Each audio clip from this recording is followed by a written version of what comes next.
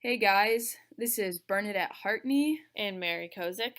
and today we are going to be telling you about salicylic acid.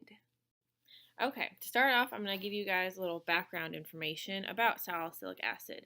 We did research on NCBI from an article called Dietary Salicylates and from PubChem in an article called Salicylic Acid.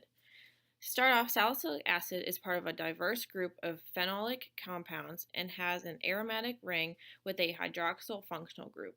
It is a natural compound which is made in plants, specifically the white willow, which you can see on the picture on the slide, and white wintergreen leaves are known for their production of salicylic acid.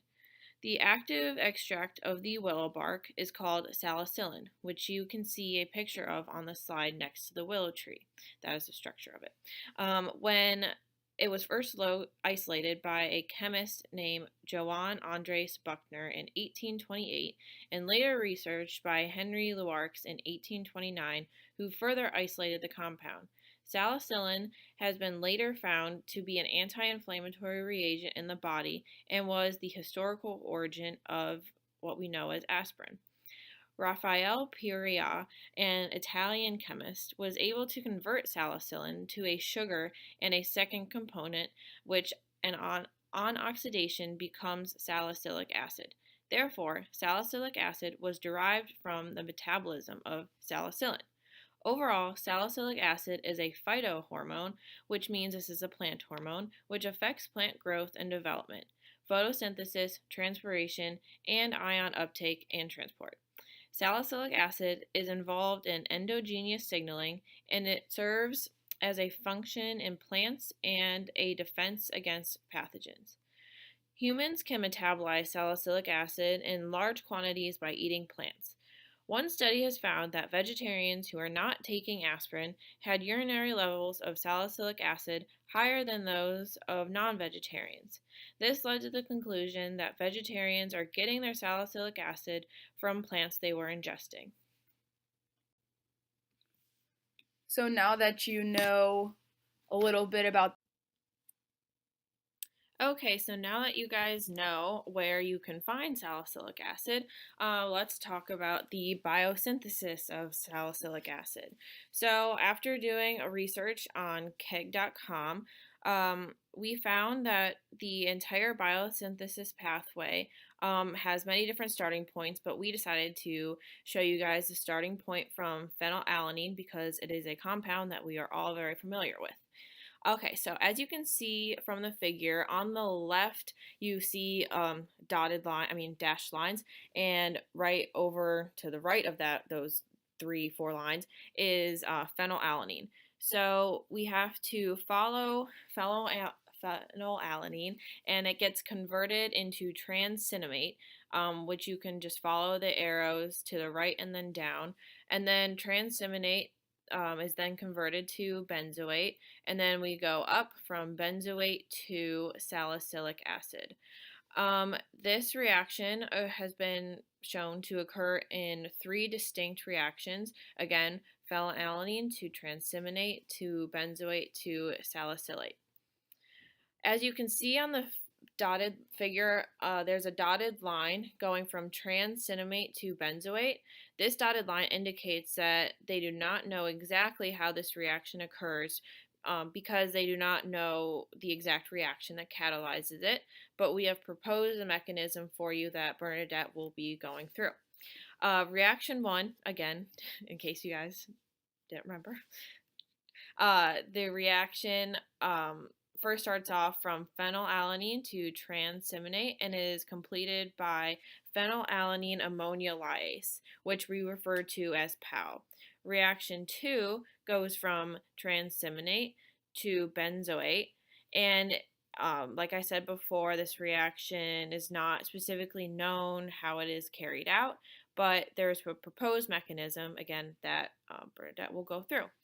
And then reaction 3 is from benzoate to salicylic acid, and it is completed by benzoic acid to hydroxylase, and which is referred to as Ba2H, and we will not be going through the synthesis of that one. So these are pictures of the compounds that are converted from and to respectively. Like Mary said, you start with phenylalanine on the left. Pal then converts it to tranexamic acid. Then it goes from tranexamic acid to benzoic acid by an unknown enzyme. And then it goes from benzoic acid to salicylic acid by Ba2H. And next we're going to show you the mechanisms of how the first two get converted. So this shows you what we are losing in the reaction from phenylalanine to tranexaminate.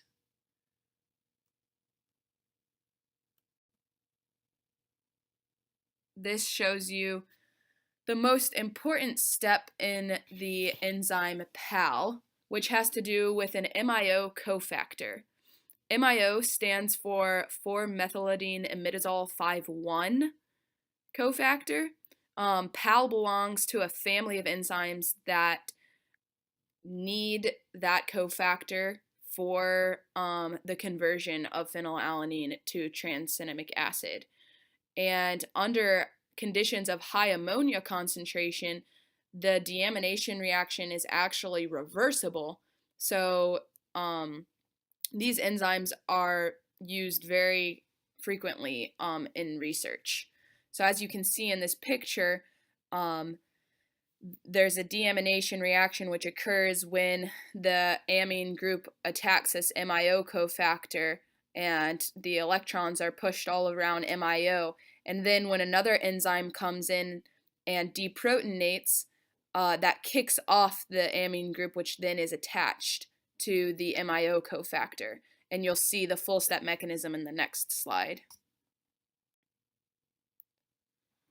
So this slide shows you all of the amino acids in the active site of PAL. And so you have two tyrosines, an arginine, which is pretty much just used for stability, and then your MIO cofactor. So how this reaction proceeds is the tyrosine first deprotonates the ammonia, and once it's deprotonated, it attacks the MIO cofactor. So you see this in the intermediate 1 stage. Moving on to intermediate 2 stage, then that amine attacks the MIO. Oh, sorry, that happened in intermediate 1. And in intermediate 2, you see it connected, where then the other tyrosine will deprotonate that hydrogen. Its electrons will collapse down. That arrow is not shown, but you can see what would happen, which then would kick off the amine to be attached to the MIO cofactor. So going down on the bottom left to intermediate 3, we now have formed an alkene, and we have our amine group on the MIO, which then gets the hydrogen off of the above tyrosine, and once it is NH3, it wants one more hydrogen from the other tyrosine, at which point it becomes ammonium, and so you're left with your products where it has the enzyme reset back to normal, ammonium free floating, and we have our product of cinnamonic acid. Next, we need to convert from cinnamonic acid to benzoic acid, and sorry, this actually goes right to left.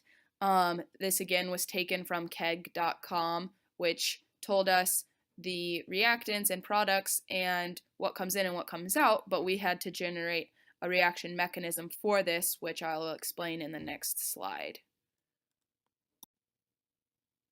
So here is our proposed mechanism. We have our tranexamic acid in the active site of some unknown enzyme, but we propose some acid-base chemistry with an NAD in here.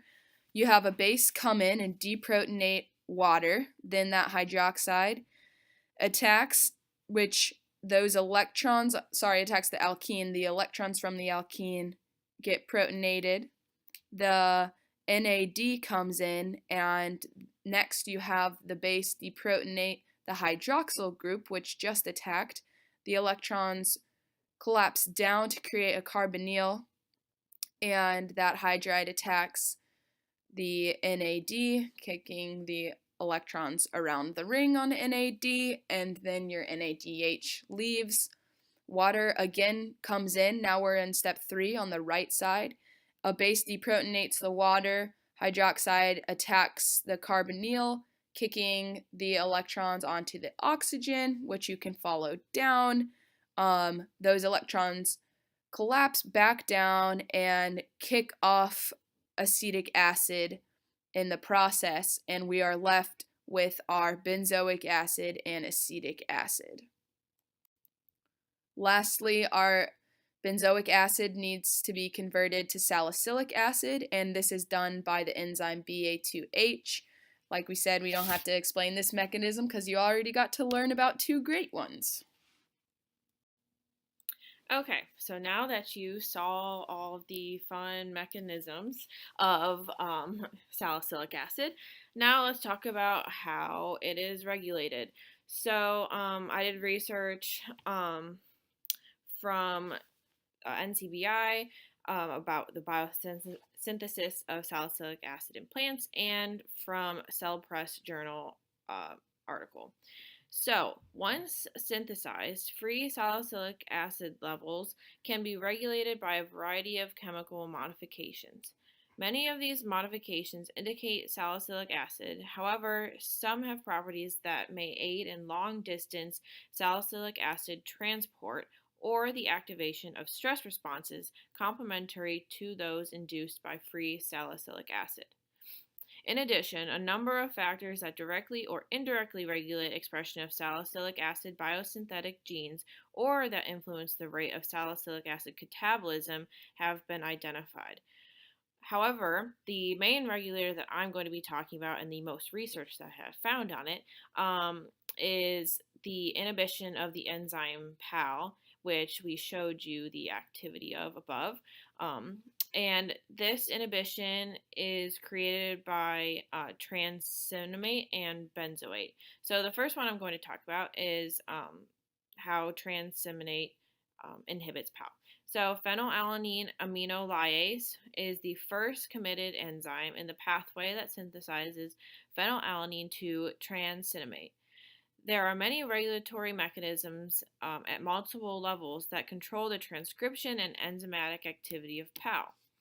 So, first of all, PAL activity, gene transcription, is negatively rated by trans-cinnamate.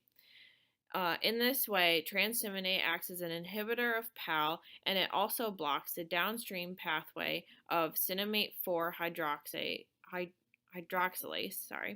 otherwise called C4H, which you can see on the diagram to the right. So this scary diagram with all the circles and everything, you see PAL, and the C4H is connected to it, and so when these are connected, they are both making trans-cinnamate. So PAL is inhibited when there is an overexpression of trans-cinnamate by C4H as well. So going down the pathway, excessive trans-cinnamate can directly inhibit enzyme activity itself, or it can even impair PAL transcription. So PAL transcription, if there is a lot of trans-cinnamate in the pathway, the transcription of PAL will even be deregulated. So when this happens, PAL is downregulated, then phenylalanine cannot become trans-cinnamate, which is the second step in the biosynthetic pathway. Another inhibitor of PAL that I found on Brenda was the accumulation of benzoate in the biosynthetic pathway. And so to show why this would be bad, so phenylalanine goes to trans-cinnamate, then to benzoate. So if we have an accumulation of benzoate, this will decrease the activity of PAL, and then PAL will be inhibited. Then you cannot get to trans-cinnamate, so the whole biosynthesis of salicylic acid will be decreased. So this concludes our presentation, and we hope that you have enjoyed enjoyed learning about salicylic acid. Make sure you eat some veggies so you can reduce inflammation. Yay.